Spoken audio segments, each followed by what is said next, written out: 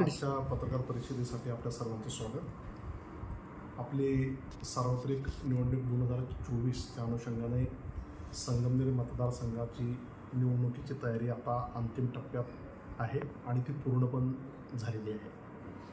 उद्या आपलं साहित्य वितरण भाऊसाहेब संतजी थोरात क्रीडांगणावरून होणार आहे आणि 20 तारखेला साहित्य आपण तिथेच त्या ठिकाणी जमा पण करणार आहोत।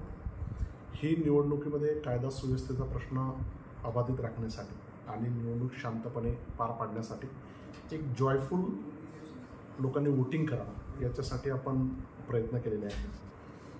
ज्या ज्या ठिकाणी आपल्याला थोडंसं सेन्सिटिव्ह वातावरण वाटतं किंवा ज्या ठिकाणी मतदारांची संख्या 1000पेक्षा जास्त आहे, एकाच ठिकाणी 5 पोलिंग स्टेशन आहे किंवा त्यापेक्षा जास्त पोलिंग स्टेशन आहे, तर अशा सर्व ठिकाणी आपण 147 पोलिंग स्टेशनला आपण वेब कॅम्प लावलेले आहेत। 288 पैकी 147 पोलिंग स्टेशनवर जवळपास 50%पेक्षा अधिक ठिकाणी आपण वेब कॅमेरा लावतो आहे, जेणेकरून तिथे काही अडचण असली तर ती आपल्याला तातडीने लक्षात येईल। आपण मायक्रो ऑब्झर्व्हरची पण नियुक्ती केलेली आहे। जसं आपल्या प्रत्येक विधानसभा मतदारसंघासाठी पोलीस ऑब्झर्व्हर असतात, जनरल ऑब्झर्व्हर असतात, एक्सपेंडिचर ऑब्झर्व्हर असतात, तसे त्या मतदान केंद्रावर नियंत्रण राहण्यासाठी एक मायक्रो ऑब्झर्व्हर ही एक ॲडिशनल फॅसिलिटी पण आपण त्या ठिकाणी देतो आहे।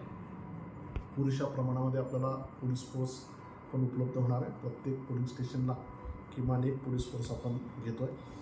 आपल्या माध्यमाच्या निमित्ताने मी सर्वांना सांगू इच्छितो की मोबाईल फोन पोलिंग स्टेशनमध्ये अजिबात अलाउड नाही।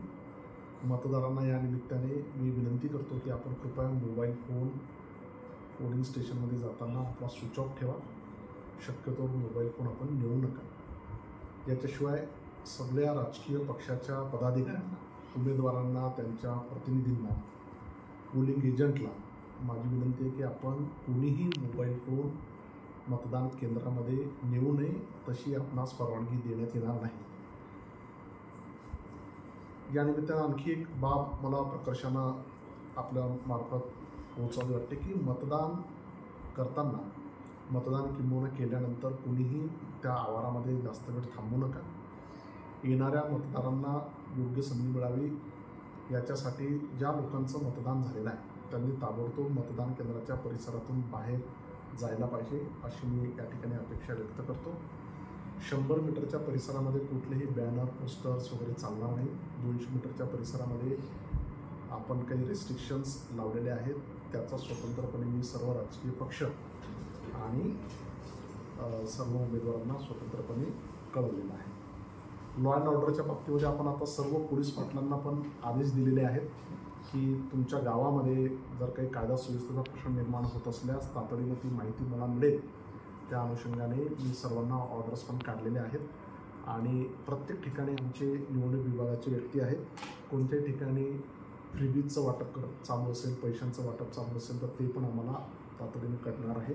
आणि त्यानिमित्ताने मी सर्व पोलीस पाटील आणि इतर यंत्रणेला आव्हान केलं आहे की अशा परिस्थितीमध्ये जर तुम्हाला काही फ्रीबीजचं, पैशांचं वाटप जर कुठे करताना दिसलं तर ते ताबडतोब मला वैयक्तिक किंवा तहसीलदार, पोलीस स्टेशनचे अधिकारी असतील, FST असेल, VST, SST असेल, तर या सर्वांना तुम्ही तातडीने कळवा।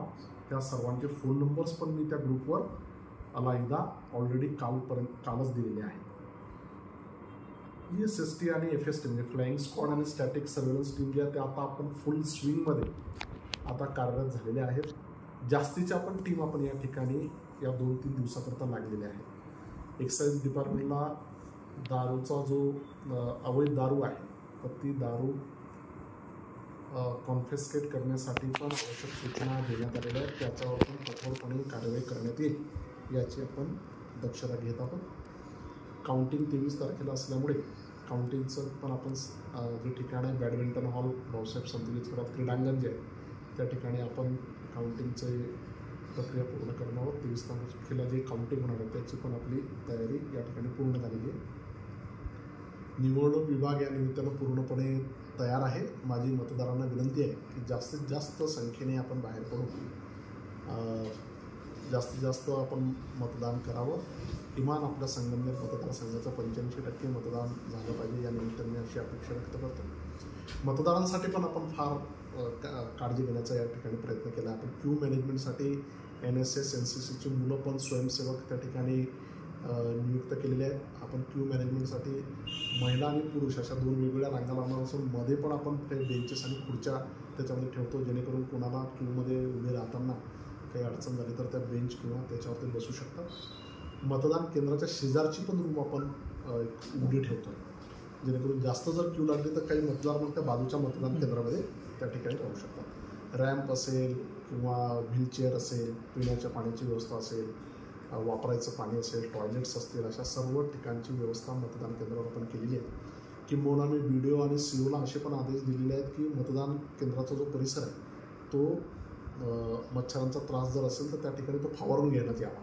तर आज तुम्हाला माहिती असेल की बऱ्याच ठिकाणी तशी फवारणी पण झालेली आहे. सांगायचं तात्पर्य मतदारांसाठी मतदारांनी मतदान केंद्रावर यावं आणि जास्तीत जास्त मोठ्या संख्येमध्ये मतदान करावं, याच्यासाठी प्रशासनानं आवश्यक ती खबरदारी घेण्याचा प्रयत्न केला. मी आपल्या माध्यमातून सर्व मतदारांना आवाहन करतो या निमित्ताने की आपण जास्तीत जास्त संख्येने बाहेर पडून मतदान करावं. थँक्यू.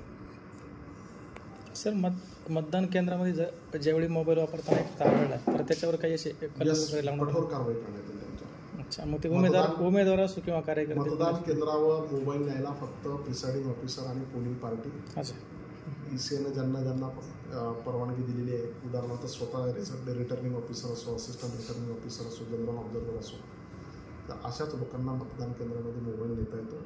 अदरवाईज कोणालाही मतदान केंद्रामध्ये मोबाईल नेता येत नाही. असं जर कोणी दिसलं तर त्याच्याविरुद्ध कठोर कारवाई करण्यात येईल. सर, आता आपले अजिबात नाही. सर, संगमनेरमध्ये असे कोणते सेन्सिटिव्ह भाग आहेत तिथं आपण काही नेमकी काळजी घेतलेली? संगमनेर तसं पहिल्यापासून पीसफुलच आहे. मागच्या वेळेस काही अशा हिस्ट्री वगैरे नाही आहेत. लोकसभेला पण आपल्याकडे इलेक्शन झालं तर अत्यंत शांततेनं संगमनेरच्या लोकांनी मतदान केलेलं आहे. परंतु एक इलेक्शन कमिशननं पण असं सांगलं आहे की 50% मतदान केंद्रावर आपण वेबकास्टिंग करायला पाहिजे. म्हणून आपण 288 पैकी 147 मतदान केंद्रावर वेबकास्टिंग करतोय. सगळे ते 147 केंद्र सगळे सर्व्हेलन्समध्ये राहतील. तिथे थोडेसे काही क्यू लागली, काही प्रॉब्लेम झाले तर तातडीनं आपल्याला इथे कळणार आहे आणि आवश्यक ती खबरदारी मी या निमित्ताने घेणार आहोत. Okay, thank you.